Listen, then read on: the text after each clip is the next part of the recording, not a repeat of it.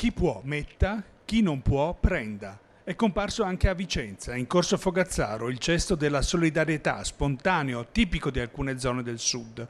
Un pacco di riso e una scatola di fagioli il contenuto. Anche questo piccolo particolare racconta delle gravi difficoltà economiche di questo periodo, di cui i commercianti sono testimoni, ma anche protagonisti per i gesti eclatanti di protesta e di generosità. Ci sono tanti artigiani, tante famiglie che non arrivano a fine mese, ti chiedono un litro di olio, la pasta, no, brioche, eccetera, con vergogna perché si vergognano.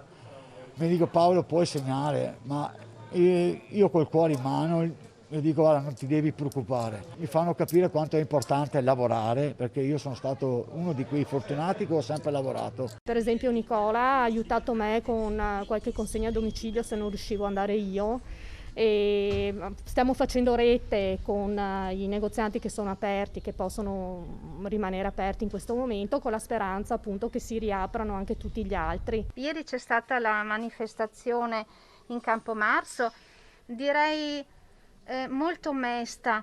Abbiamo voluto dire la nostra con un bel senso di umanità e con tanta pacatezza. Il buonsenso serve in tutte le cose, il distanziamento sociale, i nostri plexiglass che abbiamo messo davanti alle casse, tutto l'occorrente, il disinfettante per le mani, i guanti, la mascherina servono proprio per riuscire ad andare avanti e comunque bisogna abituarsi a questa situazione perché non penso usciremo il mese prossimo.